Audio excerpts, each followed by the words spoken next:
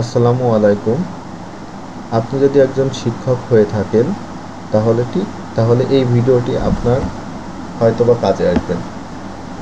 আপনি প্রাথমিক বিদ্যালয়ের শিক্ষকই হন আর মাধ্যমিক বিদ্যালয়ের শিক্ষকই হন, বর্তমান সময়ে ডিজিটাল কন্টেন্টের মাধ্যমে শ্রেণী পাঠদান কার্যক্রম পরিচালনা করার জন্য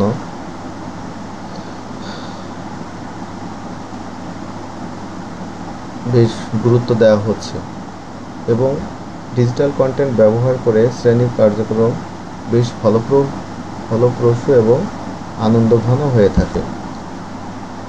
সেক্ষেত্রে ডিজিটাল কন্টেন্ট তৈরি করা সবার পক্ষে সহজসাধ্য নয়। আমরা যারা ডিজিটাল কন্টেন্ট তৈরি করতে পারি না, বিশেষ করে তাদের জন্য সহজ কিছু উপায় রয়েছে। যদি আপনার একটি স্মার্টফোন এবং ফোনে যদি ইন্টারনেট কানেকশন থাকে এবং ফোনে একটি ব্রাউজার থাকে, সেক্ষেত্রে আপনি খুব সহজেই এই ডিজিটাল কন্টেন্টগুলো সংগ্রহ করতে পারেন এবং সেগুলো আপনি আপনার ক্লাসে ব্যবহার করতে পারেন। তো চলুন শুরু করা যাক। প্রথমে আমাদের ডিভাইস থেকে ক্রোম ব্রাউজারের মাধ্যমে আমরা শুরু করব। ক্রোম ব্রাউজারে ক্লিক করি। ক্রোম ব্রাউজারে ক্লিক করার পর এরকম একটি ইন্টারফেস দেখা যাবে। এখানে এই যে গুগলের নিচে যে সার্চ বারটি রয়েছে, এখানে আপনি জাস্ট লিখবেন শিক্ষক বাতায়ন। শিক্ষক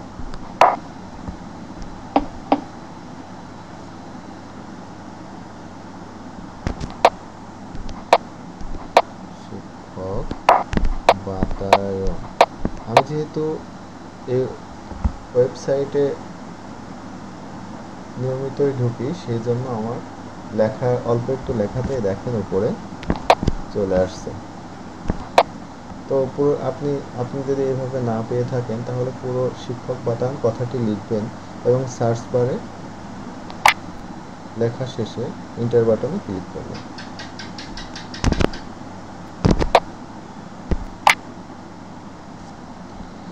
দেখেন, লেখা শেষে সার্চ অপশনে ক্লিক করলে এরকম একটি ইন্টারফেস আপনার সামনে হাজির হবে।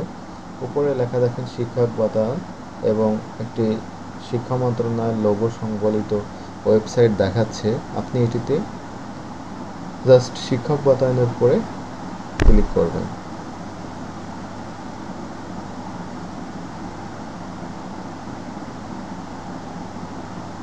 নেট কানেকশন মনে হয় একটু দুর্বল, যে কারণে একটু সময় নিচ্ছে।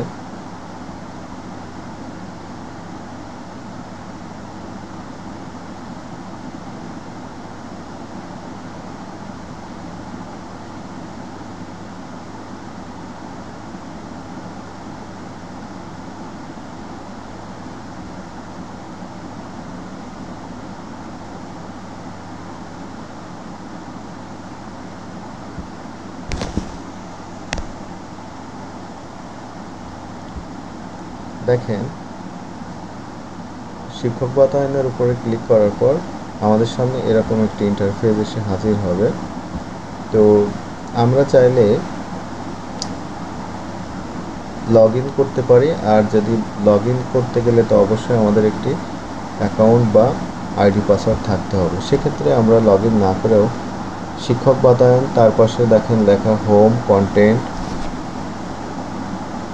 লাইফস্টাইল সার্ভিস, অ্যাম্বাসেডর, শিক্ষাক্রম, অভিজ্ঞতা, নোটিশ, প্রশিক্ষণ। তো আমরা যেহেতু ডিজিটাল কন্টেন্ট সংগ্রহ করতে চাই, সেক্ষেত্রে এখানে কন্টেন্টের উপরে ক্লিক করব। কন্টেন্টের উপরে ক্লিক করলে দেখেন বেশ কয়েকটি অপশন দেখাচ্ছে: পাঠ সংশ্লিষ্ট ছবি বা ইমেজ, প্রেজেন্টেশন, ভিডিও ক্লাস, প্রকাশনা, উদ্ভাবনের গল্প, নেতৃত্বের গল্প, বৈশ্বিক বিষয়াবলী, শিক্ষায় অগ্রযাত্রা। তো আমরা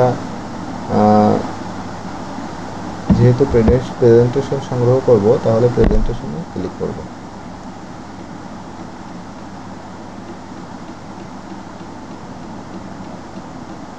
যদি আপনার ইন্টারনেট দুর্বল হয় তাহলে একটু সময় নেবে, অথবা যদি একই সময়ে ওই ওয়েবসাইটগুলোতে যদি একাধিক ব্যক্তি ট্রাফিক করে, অর্থাৎ একই সময়ে এই ওয়েবসাইটগুলোতে অনেক ব্যক্তি ঢোকার চেষ্টা করে, সেক্ষেত্রেও একটু ওয়েবসাইটগুলো একটু স্লো কাজ করে।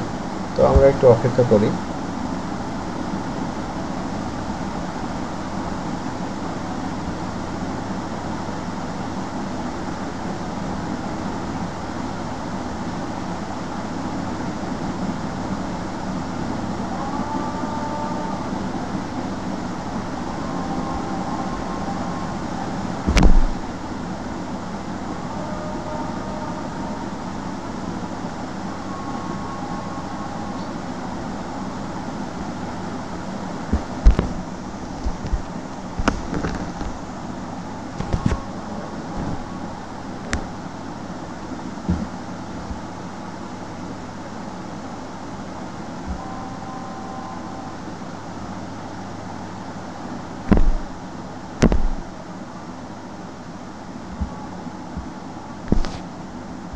কন্টেন্টে ক্লিক করলে এরকম একটি ইন্টারফেস আসবে। দেখেন এখানে প্রেজেন্টেশনের সংখ্যা 3,17,769টি।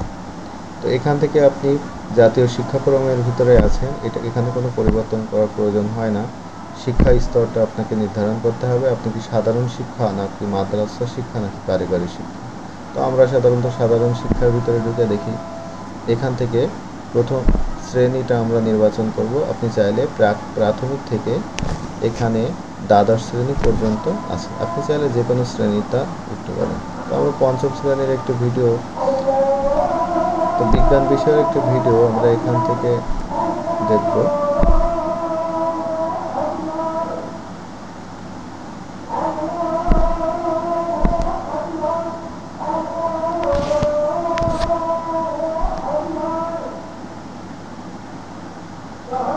এই যে আমাদের পরিবেশ যে ভিডিওটি রয়েছে আমরা একটু দেখি। জাস্ট আমাদের পরিবেশ লেখা এখানে ক্লিক করতে হবে। ক্লিক করলে এরকম একটি ভিডিও ইন্টারফেস আপনাদের সামনে হাজির হবে। নিচে দেখেন ডাউনলোড অপশন রয়েছে, ডাউনলোড অপশনে ক্লিক করলে ভিডিওটা ডাউনলোড হবে এবং আমরা এখান থেকে দেখতে পাবো আমাদের কাঙ্ক্ষিত ডিজিটাল কন্টেন্ট। এরকম একটি ইন্টারফেস আসলে প্লে বাটনে ক্লিক করে হোম পেজ বা কারেন্ট পেজে ক্লিক করতে হবে। তারপরে আপনি এরকম টাচ করলে এরকম স্লাইড আসবে, প্রতিটা স্লাইড, অর্থাৎ আপনার টাচ ফোনের ডান পাশে অথবা আপনার ল্যাপটপ বা কম্পিউটারের কিবোর্ডের রাইট অ্যারো অর্থাৎ ডান পাশে যে অ্যারো চিহ্ন দেওয়া সেখানে ক্লিক করলে আসবে। ধন্যবাদ ভিডিওটি দেখার জন্য। আপনি চাইলে এভাবে চেষ্টা করে দেখতে পারেন। আশা করি খুব সহজেই পাওয়ার পয়েন্ট প্রেজেন্টেশন শিক্ষক বাতায়ন থেকে সংগ্রহ করতে পারবেন। দেখা হবে পরবর্তী কোনো নতুন ভিডিওতে। ধন্যবাদ।